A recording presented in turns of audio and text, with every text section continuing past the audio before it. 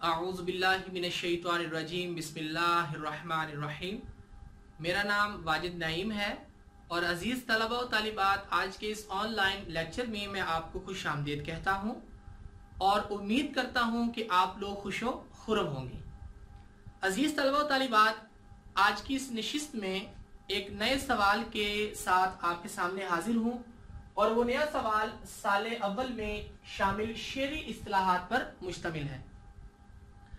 अजीज तलबा तालिबात, आपको याद होगा इससे कबल जो हमारे लेक्चर्स चल रहे थे वो अदबी इस्तिलाहात पर मुश्तमिल थे और उन अदबी इस्तिलाहात में से तशबीह, इस्तिआरा और तलमीह पर मुफस्सल बात जो है वो मैं कर चुका हूँ।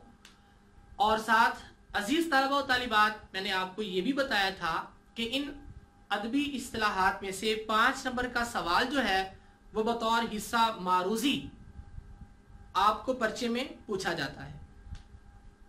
तो इसी के साथ अजीज तलबा और तालिबात, इन शेरी इस्तिलाहात में यानी कि मतला, मक्ता, रदीफ, काफिया, इन शेरी इस्तिलाहात में से भी 5 नंबर का सवाल जो है वो आपको बतौर हिस्सा मारूजी पर्चे में पूछा जाता है। यूं समझ लीजिए अजीज तलबा और तालिबात, 5 नंबर का सवाल अदबी इस्तिलाहात में से और 5 नंबर का सवाल शेरी इस्तिलाहात में से आपको पर्चे में पूछा जाता है।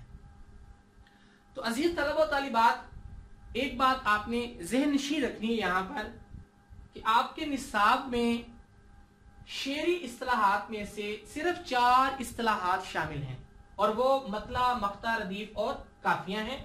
इनको फन्ने शायरी की इस्तिलाहात भी कहा जाता है। अजीज तलबा तालिबात, सिर्फ ये 4 इस्तिलाहात ही शेरी इस्तिलाहात नहीं कहलाती, बल्कि इनके अलावा भी बेशुमार ऐसी इस्तिलाहात हैं जिनका शेर व शायरी में जो है वो इस्तेमाल किया जाता है और शेर व सखुन से दिलचस्पी रखने वाले शुआरा हजरात उन इस्तिलाहात से बाखूबी वाकिफ होते हैं। तो अजीज तलबा तालिबात, मैंने मुनासिब समझा यहाँ पर कि उन दीगर इस्तिलाहात का आपको भी इल्म होना चाहिए, क्योंकि हमने भी गज़लियात की तरफ आना है, हमने भी शेर व शायरी की तरफ आना है, तो हमें भी उन दीगर इस्तिलाहात का इल्म होना चाहिए जो शेर व शायरी में इस्तेमाल होती हैं। अजीज तलबा तालिबात, शेर व शायरी में इस्तेमाल होने वाली इस्तिलाहात बेशुमार हैं, लेकिन मैंने यहाँ पर चंद का जिक्र किया है ताकि आपको पता चले कि वाकई शेर व शायरी में इस्तेमाल होने वाली इन 4 इस्तिलाहात के अलावा बेशुमार इस्तिलाहात होती हैं। तो अजीज तलबा व तालिबात, उन दीगर इस्तिलाहात का माना व मफहूम आपके सामने बयान करने से कबल एक इस्तिलाह की आपके सामने वजाहत करना यहाँ मुनासिब समझूंगा। अजीज तलबा व तालिबात, अगर आपको याद हो, इस्तिलाह का माना व मफहूम जो है वो मैंने आपको पहले भी एक लेक्चर में बताया था, लेकिन इस लफ्ज का बार बार इस्तेमाल हो रहा है तो मैंने यहाँ मुनासिब समझा कि आपको एक बार फिर जो है वो इस इस्तिलाह की वजाहत कर दी जाए। तो अजीज तलबा, आपने गौर से सुनना है। इस्तिलाह की वजाहत कुछ यूं है, जब कोई लफ्ज अपने लुग़वी मानी की बजाय किसी ऐसे मखसूस मानी में इस्तेमाल हो जिसके बारे में माहिरीन इल्म फन मुत्तफिक हो तो इसे इस्तिलाह कहते हैं। मजीद याद रखिएगा अजीज तलबा व तालिबात, हर इल्म फन की अपनी मखसूस इस्तिलाहात होती हैं जिनकी मदद से उस इल्म या फन को आसानी से समझा जा सकता है। शायरी में भी कुछ इस्तिलाहात मरवज हैं जिनको शेरी इस्तिलाहात कहते हैं। अजीज तलबा व तालिबात, आपको अगर याद हो, जब मैंने आपको रसीद पढ़ाई थी तो उसमें मैंने चंद इस्तिलाहात का आपके सामने जिक्र किया था जिनको मद्देनजर रखते हुए आपने रसीद लिखना होती है। इसी तरह अजीज तलबा व तालिबात, वहां मैंने आपको रसीद का इस्तिलाही माना भी बताया था, दरख्वास्त का भी इस्तिलाही माना बताया था। तो चूंकि इस इस्तिलाह का बार बार लफ्ज जो है वो इस्तेमाल हो रहा है तो मैंने यहाँ पर एक बार फिर मुनासिब समझा कि इसकी वजाहत आपको कर दी जाए। किस्से मुख्तसर अजीज तलबा व तालिबात, आपने ज़हन नशी रखना है कि जब माहिरीन इल्म फन किसी लफ्ज को किसी खास मानी में जब इस्तेमाल करते हैं तो अजीज तलबा और तालिबात उसको हम इस्तिलाह कहते हैं। तो बढ़ते हैं बेटा हम अपनी चंद मारूफ शेरी इस्तिलाहात की तरफ, और उसके साथ साथ चंद मारूफ असनाफे सुखन जो है उनकी तरफ। तो उनमें मैंने पहले लिखी थी बेटा शेर, फिर मिसरा, फिर बैत, फिर फर्द, फिर शायर, फिर तखल्लुस, गजल, कसीदा, हमद, नात, मर्थिया, मसनवी, रुबाई, पाबंद नज़म, नज़्म मुअर्रा, आजाद नज़म। बेटा ये जो इस्तिलाहात हैं ये चंद अहम और मारूफ शेरी इस्तिलाहात और असनाफे सकुन हैं जिनका मैंने आपके सामने जिक्र किया है। सिर्फ यही नहीं है बेटा, इसके अलावा भी हैं, लेकिन मैंने कहा आपको कि कम से कम इनका आपके सामने जिक्र किया जाए ताकि आपको इल्म हो कि सिर्फ ये 4 शेरी इस्तिलाहात ही नहीं है बल्कि और भी शेरी इस्तिलाहात हैं, और उसके साथ साथ बेशुमार असनाफे सकुन भी हैं जिनमें शेर व शायरी की जाती है। अच्छा अजीज तलबा तालिबात, अब बढ़ते हैं हम इन अहम मारूफ शेरी इस्तिलाहात के माना मफहूम की तरफ। इससे कभी बेटा मैंने यहाँ पर कुछ असनाफे सकुन का तस्करा भी किया है जिनमें गजल, कसीदा, हम, नात, मरसिया, मसनवी, रुबाई, पाबंद नज़म, नज़्म मुअर्रा और आजाद नज़म है। ये बेटा असनाफे नज़म, जो नज़म की असनाफ है उसके हवाले से है कि नज़म को हम कम से कम 3 हिस्सों में तकसीम कर सकते हैं। एक हिस्सा उसका जो है वो मौजू के एतबार से है, दूसरा हिस्सा उसका असनाफ हैयत के एतबार से है, तीसरा हिस्सा उसका जो है वो जदीद नज़म को मद्देनजर रखते हुए है। तो इनमें देखिए बेटा मैंने गजल, कसीदा, हमद, नात और मरसिया ये असनाफे नज़म में से मौजू के एतबार से उसकी तकसीम है। उसके बाद मसनवी, रुबाई, किता, मुसम्मत ये असनाफे हैयत के एतबार से नज़म की तकसीम में आ जाती हैं। उसके बाद पाबंद नज़म, नज़्म मुअर्रा, आजाद नज़म ये जदीद नज़म को मद्देनजर रखते हुए जब हम उसकी तकसीम करते हैं तो उसमें आ जाती है। तो मजीद बेटा जब हम हिस्सा नज़म की तरफ आएंगे या हिस्सा गजल की तरफ आएंगे तो उस वक्त मैं मजीद आपको जो है वो इनकी वजाहत करता चला जाऊंगा। बहरहाल हमारा मौजू जो था वो शेरी इस्तिलाहात, मतला, मक्ता, रदीफ, काफिया, इसके हवाले से आज की नशिस्त का इनेकाद हमने किया था, और उससे कबल मैंने कहा था कि चंद मारूफ शेरी इस्तिलाहात का भी आपको इल्म होना चाहिए जो शेर व शायरी में इस्तेमाल होती हैं। बढ़ते हैं हम बेटा उन इस्तिलाहात की तरफ और उनके माना व मफहूम की तरफ। तो पहले देखिए बेटा मैंने यहाँ पर शेर अरबी जुबान का लफ्ज है जो शाऊर से मुश्तक है। इसके लुग़वी माना जानना या बूझना के हैं। इस्तिलाहन शेर उस कलाम मौजू को कहते हैं जो पुरतासीर हो। मैंने यहाँ पर बेटा दाग दहलवी का एक शेर लिखा है, उसको जरा गौर से आप देखिएगा। उर्दू है जिसका नाम, हमें जानते हैं दाग, सारे जहां में धूम हमारी ज़बां की है।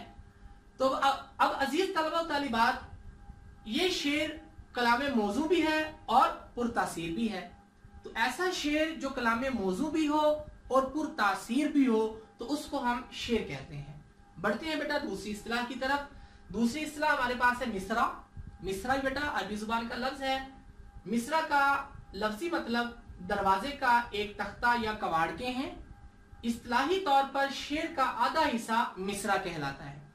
यूं समझ लीजिए बेटा, फिर इसी शेर को आप जरा गौर से देखिएगा कि अब ये 2 मिसरों पर मुश्तमिल है, तो ये क्या हमारा शेर। अब बाज औकात ऐसा होता है कि तशरीह करते वक्त हम मुकम्मल शेर नहीं लिखते, हम उसका एक आधा हिस्सा लिखते हैं। तो जो बेटा तशरीह में आधा शेर इस्तेमाल किया जाए तो हम उसको मिसरा कहते हैं। तीसरी इस्तिलाह की तरफ बढ़ते हैं। तीसरी इस्तिलाह हमारे पास है बैत। बैत भी बेटा अरबी जुबान का लफ्ज है, यानी कि बैत का लफ्जी मतलब घर, जबकि इस्तिलाही तौर पर वो शेर जिसके दोनों मिसरे हम वजन हो बैत कहलाता है। और अजीज तलबा व तालिबात, एक इस्तिलाह यहाँ पर इस्तेमाल होती है बैत गजल। तो बैत गजल बेटा गजल के उस शेर को कहा जाता है जो सबसे बेहतरीन हो, यानी कि बेहतरीन शेर को बैत गजल कहते हैं। इसी तरह एक इस्तिलाह इस्तेमाल की जाती है बैत शाह बैत, और ये खास तौर पर नज़म के हवाले से इस्तेमाल की जाती है, यानी कि जिसमें हम नात और कसीदा के हवाले से, यानी कि नज़म में से नात, हम और कसीदा का जो सबसे बेहतरीन शेर होता है उसको शाह बैत कहते हैं। गजल में आ जाए तो उसको बैते गजल, हम नात और कसीदा में आ जाए तो उसको शाह बैत कहते हैं। तो बहरहाल यहाँ पर हमारे पास जो इस्तिलाह है वो सिर्फ बैत की है। तो बैत की इस्तिलाह के लिए जो शर्त हमने लगाई है वो ये है कि दोनों मिसरे हम वजन हो तो उसको हम क्या कहते हैं जी, बैत कहते हैं। अगली इस्तिलाह हमारे पास है फर्द। फर्द भी बेटा जो है वो अरबी जुबान का लफ्ज है। ऐसा शेर जो तन्हा हो, यानी किसी नज़म, गजल, कसीदा या मसनवी वगैरह का जुज़ ना हो, उसको फर्द कहते हैं। इस शेर के दोनों मिसरों का हम काफिया होना जरूरी नहीं है। अजीज तलबा व तालिबात, जरा मजीद गौर से सुनिएगा। मैंने यहाँ पर एक लफ्ज लिखा है, नीली रोशनाई में फर्दियात, यानी कि ये ऐसा शेर होता है जो नज़म, गजल, कसीदा, मसनवी या मरसिया वगैरह का हिस्सा नहीं होता, लेकिन जब एक शायर अपने दीवान में ये शेर रकम करता है या दर्ज करता है तो उसको बकायदा फर्दियात के उन्वान के ताबे दर्ज करता है। तो ऐसा शेर जो है वो फर्द कहलाता है। बढ़ते हैं बेटा अगली इस्तिलाह की तरफ। अगली इस्तिलाह हमारे पास है शायर। शायर साहिब शाऊर, यानी कि सूझबूझ रखने वाला को कहते हैं। इस्तिलाही तौर पर वो शख्स शायर कहलाता है जो अपने ख्यालात को शेरी जामा पहनाता है, यानी कि यूं समझे कि शायर साहिब शाऊर शख्स जिसके पास कुछ मौज़ूआत होती हैं और उन मौज़ूआत को वो शेर व शायरी में बयान कर दे, उनको अमली जामा पहना दे, तो उसको हम क्या कहते हैं जी, शायर कहते हैं। यानी कि अपने ख्यालात को शेरी जामा पहनाकर बयान करने वाला क्या है जी, शायर कहलाता है। अगली इस्तिलाह हमारे पास है तखल्लुस। तखल्लुस का लफ्जी मतलब रिहाई पाना, जुदा होना या खालिस हो जाना के हैं। शेरी इस्तिलाह में वो मुख्तसर नाम जिसे शायर अपने अशआर में इस्तेमाल करते हैं तखल्लुस कहलाता है। फिर इस शेर को मुलाहिजा कीजिए अज़ीज़ तलबा व तालिबात। मैंने दाग दहलवी का यहाँ पर शेर लिखा है, उर्दू है जिसका नाम हमें जानते हैं दाग, सारे जहां में धूम हमारी ज़बां की है। तो यहाँ पर दाग का लफ्ज जो है वो तौर तखल्लुस का इस्तेमाल हुआ है। आपका नाम है मिर्जा खान दाग दहलवी, तो आपने इस शेर में सिर्फ दाग का लफ्ज जो है वो बतौर तखल्लुस इस्तेमाल किया है, यानी कि अशआर में मुख्तसर नाम का तज़किरा करना वो तखल्लुस कहलाता है। मजीद बेटा यहाँ गौर से देखिएगा, मैंने यहाँ नीली रोशनाई में लफ्ज ईरानी लिखा है। ये ईरानी शुआरा की इजाद है जो हमारे यहाँ राइज हो चुकी है, इस वजह से हम इसको तखल्लुस कहते हैं। इसी के साथ बढ़ते हैं बेटा हम अगली इस्तिलाह की तरफ, और अगली इस्तिलाह हमारे पास जो है वो असनाफे सखुन के हवाले से है। तो वो है जी हमारे पास गजल। गजल के लुग़वी माना औरतों से बातें करना या औरतों की बातें करना है। नीज हिरनी के मुंह से निकलने वाली उस दर्दनाक आवाज को भी गजल कहती हैं जब शिकारी कुत्ते उसको दबोचने को हों और उसके सींग किसी झाड़ी वगैरह में फंस जाएं। अजीज तलबा व तालिबात, जरा तसव्वुर कीजिए कि जब इंसान मुश्किल में हो और मुश्किल के वक्त वो किसी जगह फंस जाए और पीछे जो है उसका ताकुब करने वाले या उसका शिकार करने वाले या उसको लूटने वाले लोग जो है वो उसके करीब पहुंच रहे हों, तो उस वक्त जरा तसव्वुर कीजिए तो उसकी कैफियत क्या होगी। तो इसी तरह अजीज तलबा व तालिबात, जब हिरनी अपनी जान बचाने के लिए शिकारी कुत्तों से भाग रही है और उस असना में उसके सींग जब झाड़ी में फंस जाते हैं, तो उस सूरत हाल में उसके मुंह से जो दर्दनाक आवाज या उसके हलक से जो दर्दनाक आवाज निकलती है बेटा, उसको हम गजल कहते हैं। इसी के साथ ही इस्तिलाही तारीफ भी जो है वो समाप्त करें, मगर इस्तिलाह में गजल से मुराद शायरी की वो किस्म है जिसमें हुस्नो आशिकी का बयान खलूस दिल की चाशनी के साथ हो।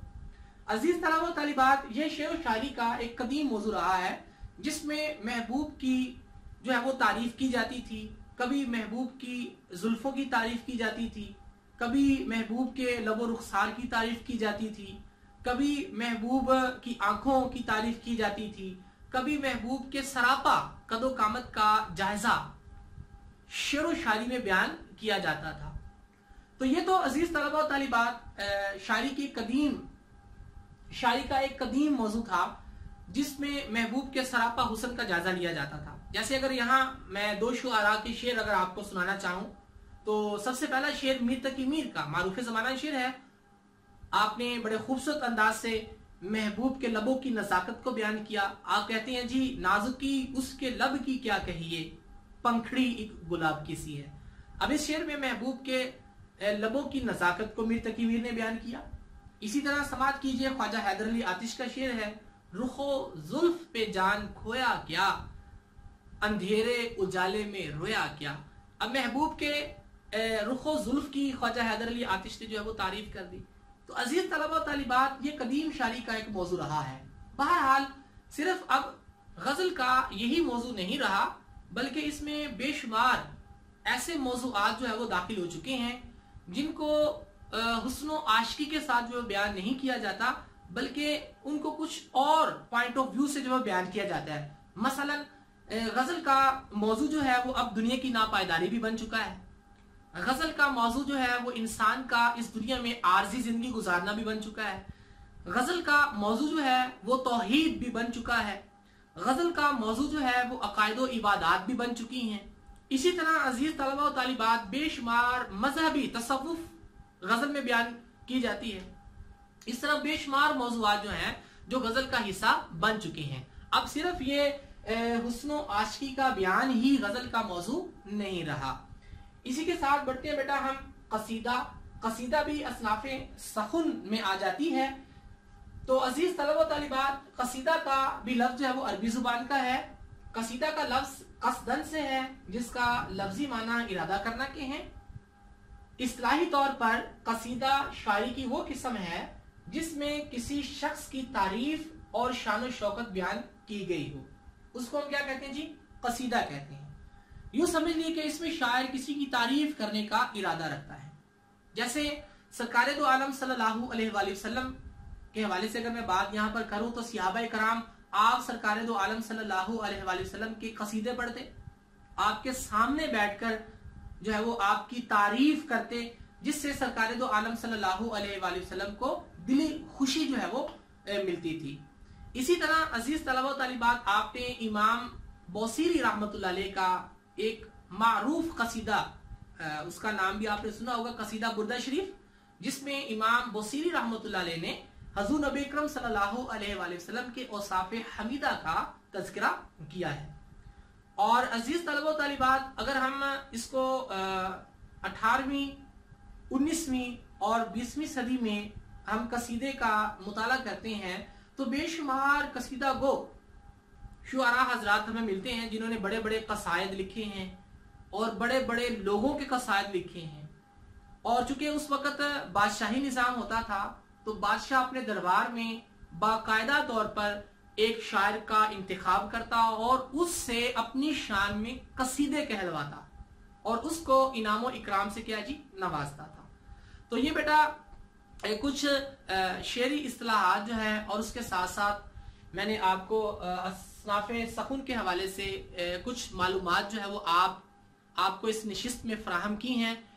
तो मैं उम्मीद करता हूं कि आपने इनको गौर से सुना होगा। इंशाल्लाह अगले लेक्चर में जो 4 इस्तिलाहात हमारे निसाब में शामिल हैं यानी कि मतला, मक्ता, रदीफ और काफिया, इनके बयान के साथ जो है वो आपके सामने हाजिर होंगे।